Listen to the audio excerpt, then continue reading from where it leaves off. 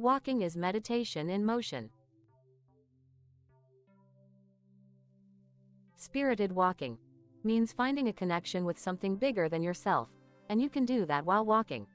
Some people say it's Mother Nature, it's God, it's the spirit of life. Whatever it is for you, anytime you find a connection with it, you're having a spirited and spiritual experience.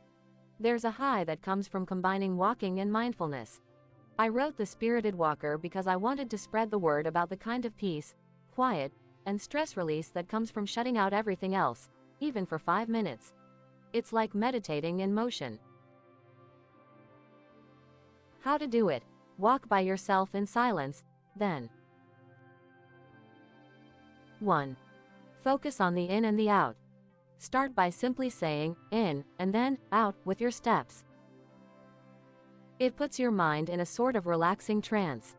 I still do it every single time I start a walk. 1 step, in. Next step, out. The rhythmic pattern tunes you in to what your body is doing. 2. Then, count it out. Add counting and breathing to your pattern. Breathe in for a count of 4 and out for a count of 4. This takes more concentration because we're not used to breathing in and out equally. Concentrating keeps you in the moment, which prevents your mind from wandering and worrying about everything else. 3. Do a sensory scan. For a full minute, focus on what you're seeing, smelling, hearing, and even feeling under your feet. If you feel the wind on your face or hear the birds flying overhead, focus on those sensations. If your mind wanders, don't worry. If you smell coffee from someone's kitchen, and it reminds you that you need to buy some, simply tell your mind, "Thank you very much," and go back to smelling the coffee, not starting a grocery list. This helps you practice being tuned in to what's around you. It makes you present and focuses or releases all the thoughts rattling in your head, so you get some mental peace. Why you don't need to slow down. Both spirited walking and speed walking, I have bronze and silver medals from the USA Masters Track and Field National Championships in speed walking. Work with your body. When I started doing speed walking races in my 40s, I had to stop the negative talk in my head, "You're not going fast enough, you're not doing it right," in order to win.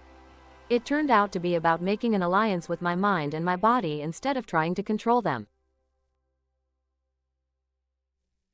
No time? Try a 5-minute miracle walk. That's a brisk walk around the block. If I'm reaching a point of tension in my body or of fear in my spirit, some sort of mini crisis, I go out for what I call a 5-minute miracle walk. Instead of reaching for a glass of wine or scanning the fridge for something to eat, I walk.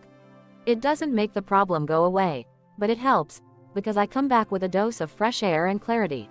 Sometimes I do the miracle walk several times a day. My favorite walk of all time. It was in the Lake District in England, home of the Romantic poets. Wordsworth, living in the 1800s, seemed to have thought nothing of walking for 6 hours to visit a friend. It's rugged and harsh, yet astonishingly beautiful. That pleasure in movement and creative meditation of long walks is probably what I also find in the Lake District some 200 years later. If you love this video, please like and subscribe to my channel and click the bell icon to get new video updates.